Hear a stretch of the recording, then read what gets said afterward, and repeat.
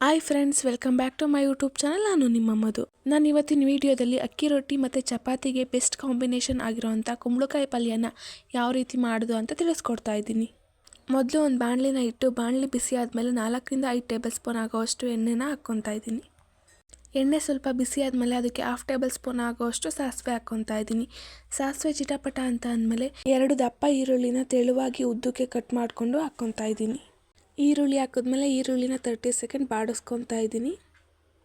30 second ಬಾಡಿಸ್ಕೊಂಡು ಆದಮೇಲೆ ನಿಮ್ಮ ಖಾರಕ್ಕೆ ಎಷ್ಟು ಬೇಕೋ ಅಷ್ಟು ಮೆಣಸಿನ್ಕಾಯಿನ ಹಾಕ್ಕೊಳ್ಳಿ. ನಾನಿಲ್ಲಿ 6 ಮೆಣಸಿನ್ಕಾಯಿನ ಉದ್ದುದಕ್ಕೆ ಕಟ್ ಮಾಡಿ ಹಾಕ್ಕೊತಾ ಇದ್ದೀನಿ.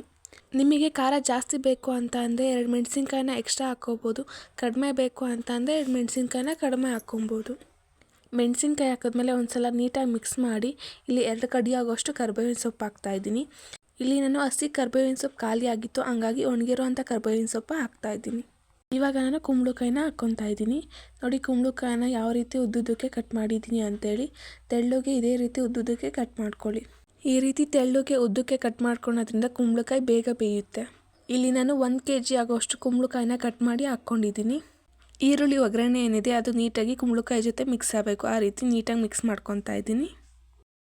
ಇದೇ ರೀತಿ ನೀಟಾಗಿ ಮಿಕ್ಸ್ ಮಾಡ್ಕೊತ 5-6 ನಿಮಿಷ ಕುಂಬಳಕಾಯಿನ ಒಗ್ಗರಣೆನಲ್ಲೇ ಬೇಯಿಸ್ಕೋಬೇಕು. ಈ ಕುಂಬಳಕಾಯಿ ಪಲ್ಯ ಏನಿದೆ ನಮ್ಮ ಮನೇಲಿ ಎಲ್ಲರೂ ತುಂಬ ಇಷ್ಟಪಟ್ಟು ತಿಂತಾರೆ. ಅಕ್ಕಿ ರೊಟ್ಟಿ ಮತ್ತು ಚಪಾತಿ ಜೊತೆ ಬೆಸ್ಟ್ ಕಾಂಬಿನೇಷನ್. ನಿಮ್ಮ ಮನೇಲೂ ಒಂದ್ಸಲ ಟ್ರೈ ಮಾಡಿ. ಚಿಕ್ಕ ಮಕ್ಕಳಿಂದ ದೊಡ್ಡೋರವರೆಗೂ ಎಲ್ಲರೂ ತುಂಬ ಇಷ್ಟಪಟ್ಟು ತಿಂತಾರೆ. ಪಂಪ್ಕಿನಲ್ಲಿ vitamin A, C, E content ಜಾಸ್ತಿ ಇರುತ್ತೆ. ಕುಂಬಳಕಾಯಿ ತಿನ್ನೋದ್ರಿಂದ ವಿಷನ್ ಅಂದರೆ ಕಣ್ಣಿನ ದೃಷ್ಟಿಗೆ, ಹಾರ್ಟ್ಗಿರ್ಬೋದು ಅಥವಾ ಇಮ್ಯೂನ್ ಸಿಸ್ಟಮ್ಗಿರ್ಬೋದು ತುಂಬಾ ಹೆಲ್ಪ್ ಆಗುತ್ತೆ.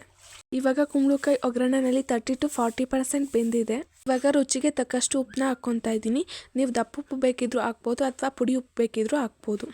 ನಾನು 1.5 ಚಮಚದಷ್ಟು ಪುಡಿ ಉಪ್ಪನ್ನ ಹಾಕ್ಕೊತಾ ಇದ್ದೀನಿ. ಉಪ್ಪು ಹಾಕಿದ್ಮೇಲೆ ನೀಟಾಗಿ ಒಂದು ಸಲ ಮಿಕ್ಸ್ ಮಾಡ್ಕೊತಾ ಇದ್ದೀನಿ. ಉಪ್ಪು ಹಾಕೋದ್ರಿಂದ ಉಪ್ಪಿನಲ್ಲಿ ಕೂಡ ಸ್ವಲ್ಪ ನೀರಿನ ಅಂಶ ಬಿಟ್ಕೊಳ್ಳುತ್ತೆ. ಇವಾಗ ಒಂದು ಸಲ ನೀಟಾಗಿ ಮಿಕ್ಸ್ ಮಾಡಿ ಒಂದು ಲಿಡ್ನ ಕ್ಲೋಸ್ ಮಾಡಿ 5 ನಿಮಿಷ ಮೀಡಿಯಮ್ ಫ್ಲೇಮ್ನಲ್ಲಿ ಬೇಯಿಸ್ಕೊತಾ ಇದ್ದೀನಿ. ಇವಾಗ 5 ನಿಮಿಷ ಆಗಿದೆ. ಲಿಡ್ನ ಓಪನ್ ಮಾಡಿ ಒಂದು ಸಲ ನೀಟಾಗೆಲ್ಲ ಮಿಕ್ಸ್ ಮಾಡ್ಕೊತಾ ಇದ್ದೀನಿ. ನೀಟಾಗಿ ಮಿಕ್ಸ್ ಮಾಡಿದ ಆದಮೇಲೆ 50 ml ಆಗೋಷ್ಟು ನೀರನ್ನ ಹಾಕ್ಕೊತಾ ಇದ್ದೀನಿ. ಆಲ್ರೆಡಿ ಕುಂಬಳಕಾಯಿ 50% ಬೆಂದಿದೆ, ಹಂಗಾಗಿ ಇಷ್ಟು ನೀರು ಸಾಕಾಗುತ್ತೆ. ನೀರನ್ನ ಹಾಕಿದ್ಮೇಲೆ ನೀಟಾಗಿ ಒಂದು ಸಲ ಮಿಕ್ಸ್ ಮಾಡಿಕೊಂಡು ಒಂದು ಲಿಡ್ನ ಕ್ಲೋಸ್ ಮಾಡಿ 10 ನಿಮಿಷ ಬೇಯೋದಕ್ಕೆ ಇಟ್ಕೊತಾ ಇದ್ದೀನಿ. ಇವಾಗ 5 ನಿಮಿಷ ಆಗಿದೆ. ಲಿಡ್ನ ಓಪನ್ ಮಾಡ್ತಾ ಇದ್ದೀನಿ. ಓಪನ್ ಮಾಡಿ ನೀಟಾಗಿ ಒಂದು ಸಲ ಎಲ್ಲ ಮಿಕ್ಸ್ ಮಾಡ್ಕೊತಾ ಇದ್ದೀನಿ. ಈ ರೀತಿ ಲಿಡ್ನ ಓಪನ್ ಮಾಡಿ ಮಧ್ಯ 2-3 ಸಲ ನೀಟಾಗಿ ಕೈ ಆಡ್ಕೊಳ್ಳೋದ್ರಿಂದ ತಳ ಹಿಡಿಯೋದಿಲ್ಲ. ನೀಟಾಗಿ ಮಿಕ್ಸ್ ಮಾಡಿದ ಆದಮೇಲೆ ಮತ್ತೆ ಲಿಡ್ನ ಕ್ಲೋಸ್ ಮಾಡ್ತಾ ಇದ್ದೀನಿ.